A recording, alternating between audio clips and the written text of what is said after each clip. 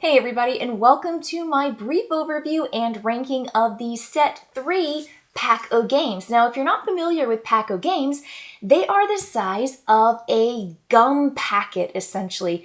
They're all designed by Chris Handy. I've got Set 1, I've got Set 2, and then I have these two floaters, which Nut actually shows up in Pack 3. And Woo is just a really cool individual floater that just is hanging out, which is fantastic. Now, the thing you might notice so far, based on just the two that I showed you, is that all of these games are teeny tiny, and they are 3-letter names. So you have Nut, you have Woo. Let me show you the rest. Down here, I've got the 1 to 8. This is the first set, Hugh all the way to Bus. Then I've got Orc all the way to Boo, which is my 9 through 16. They're all numbered on this side, so if you look at it, let me show you Orc, for example. You're going to see that it says Pack-O game, it says 9, there's the name on the side, and then it actually says what level it is, which I really, really appreciate. Is it casual? Is it intermediate, or is it challenging? And it has a little pip, so a 1, 2, or a 3. Not only that, on the other side, you're going to see that it has the amount of players. Let me pull up Bus. So this is what they're going to look like. You're going to have 2 to 3 players, the age that's appropriate, and how long it takes to play. So cool, so easy. I love it. I love these little Pack-O games. They're just the cutest thing in the world, put out by Perplexed. So I'm going to put this guy back there, and I'm going to open up my Set 3. Now, the reason I got to play all of these, or the reason I chose to play through all of these, was because I was going on a trip, and I had a carry-on, and so I was like, hey, I'm going to Hawaii, and you know what? You can't just be on the beach all the time. So you got to be inside, and you got to be like taking some time off, and I thought, I got to play some games. Obviously, I'm going to pack games on my trip, no matter where I go. And so I had this, I backed it, and I got it before I left on my trip, and so I've got all of them in here. And what I want to do is just rank them and then briefly go through what they offer players as gameplay. So I'm going to pull all these guys out of here. The reason I do like it too, and the reason it was so easy for me to take this with, is because look at this. It's a nice zip bag, and even though it says Set 3, if I ever want to pack up my favorite Pack-O games, I can just put in the 8 that I want in this zip pack, and then I can just take with, because it's so easy to do. So I'm going to set that over here. What I'm going to do is just start with my number 8. Now, the reason I am ranking these in this particular order generally comes down to either luck or a lot of head-to-head combat or take that. So generally, those are going to be further down on my list than the others that require, some kind of balance of strategy, luck with very little take that. So the first one I'm going to start with is Sly. This is my 8 pick. Outfox a Fox. This is for, where is it? There it is. 2 to 4 players, 8 plus 15 minutes. And it is a casual game. This is a very easy entry-level game. So what you're going to do in this game is you are going to have fox and chicken cards, and you're going to be placing them around a coop, and they're going to be face down. So your players, your opponents, don't know where you're going to be putting your chickens and or your fox.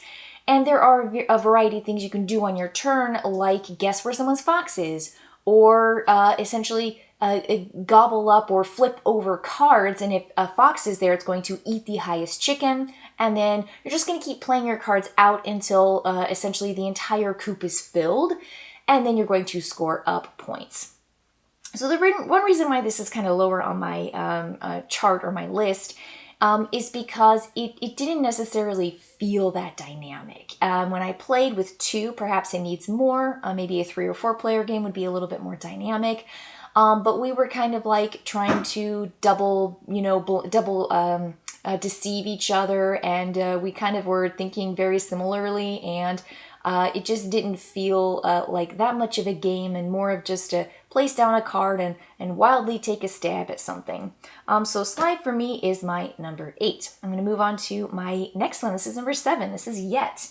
Yet is a more complex game. You'll see right there it says challenging, 3 dots, 2 to 3 players, 20 minutes, and this is the game. You'll see right there that this is going to be a clock. So what you're going to do is you're going to have the points of a clock with these face down cards.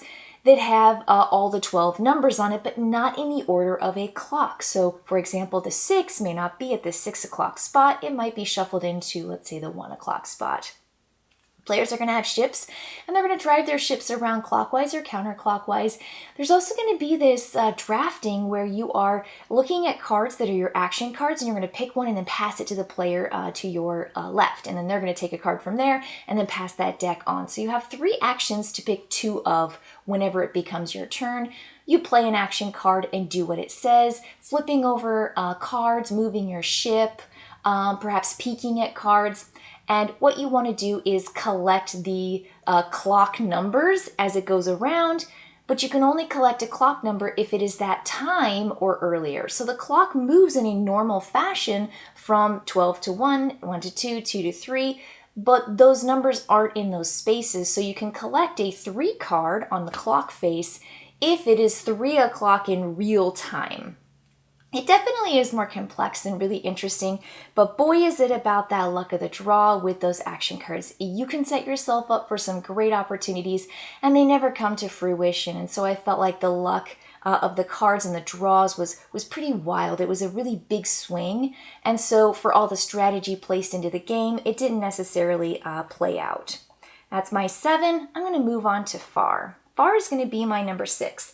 Now, Far was one that I thought was going to top my charts. I thought this was going to be one that I really, really enjoyed. It is a level 2, so it's intermediate level, and it's for 2 to 4 players, and it feels a lot like King Domino or maybe Carcassonne, because you are essentially building these cards, you're laying them out, and you are creating terrain.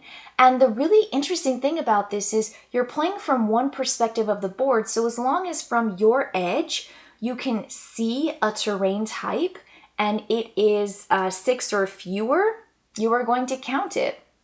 And what I mean by 6 or fewer is 6 or fewer segments, which a segment is a space that's on one of these little teeny tiny cards.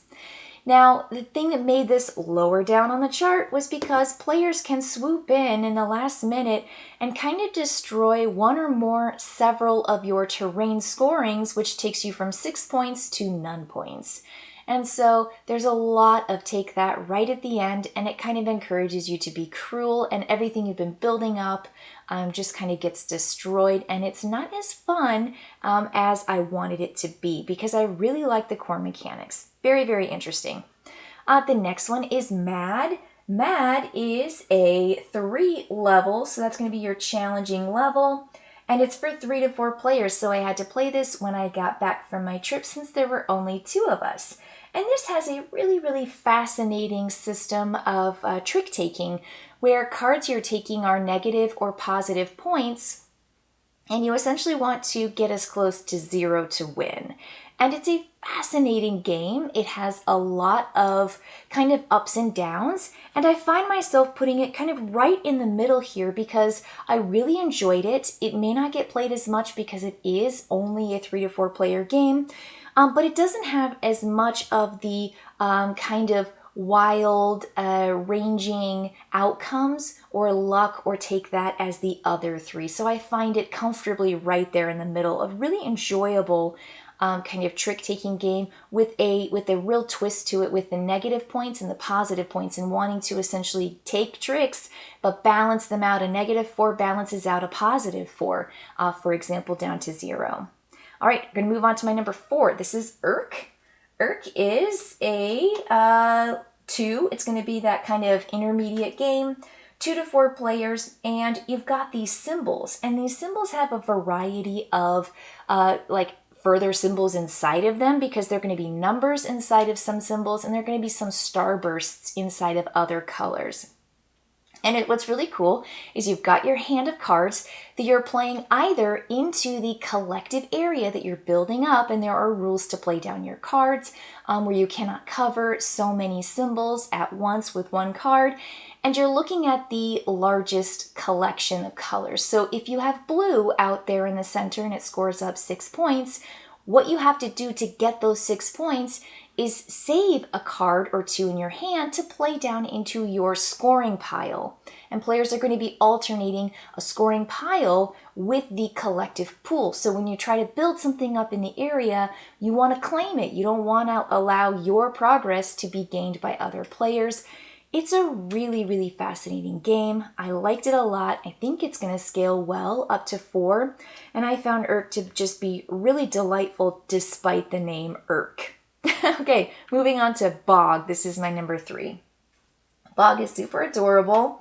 It is a level 2 intermediate, and it is specifically for 2 players. This has a really fascinating 3x3 grid that feels kind of Frogger-like. And you've got cards that you're going to collect that allow you to move your frog or that card along a given path. But the other player across the table can see where your frog is going to go, where they're going to jump. And if their frog jumps on your frog, they collect your frog. And you have multiple frogs going at once. And if you snatch up a bug, it allows you to keep going in the game, essentially drawing more of those planning cards. And those planning cards can also gain you points in-game if you play them because there are frogs in that configuration. Just a real delight. This is a truly abstract game, turn-based, and you also can plan out your strategy quite well, seeing many turns ahead. I thoroughly enjoyed Bog. Now, Win. This is surprising that it comes in my number 2. Win is, as you can tell here, a long shot game. This is a level 3 challenging game, and it is for 2 to 4 players. And yes, it is a horse racing game. This is the smallest version of Long Shot the board game, Long Shot the dice game, and now you've got Win, a long shot game. This works so well. I had a blast playing this game. It really winnows down the game into just several components that's very clear, really fun, really obvious and straightforward. There are only 2 betting options, and players have secret bets on up to 3 horses with a particular payout. Horses are going to move along the path as cards, and you are going to score once the 3rd horse crosses the finish line. And there are all the same ways that you can play in Long Shot, you can play here. And I found it to just be, again, this is a 25-minute game. So you're taking your, hour and a half into a 45-minute game. So you have your board game, then you have your dice game, and now you've got this teeny tiny card game. So Win was delightful, and I can't wait to play it again. Which leaves me with my number 1. This game is called Nut. Nut is a nutty collecting game for 2 to 3 players, takes about 15 minutes, and is an intermediate or a medium level challenge.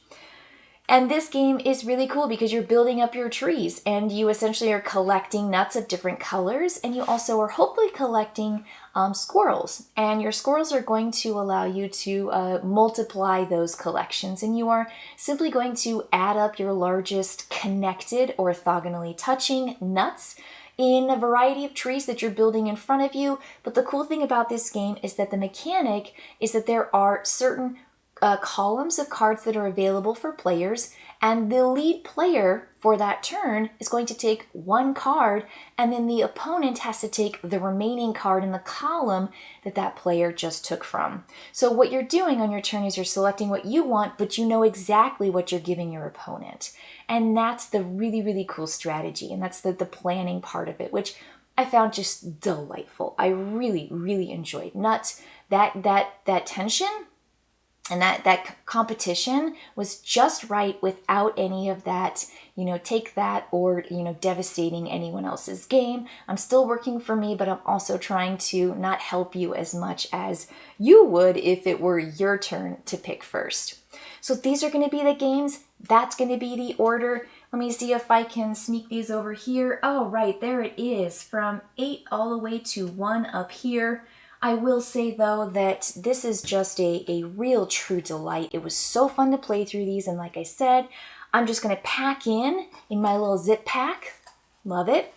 The 8 that I want to take with me on my next trip out of all of these Pack-O games that I have from Chris Handy and Perplexed. All right, folks, that's going to be it for me. I will see you later. Bye.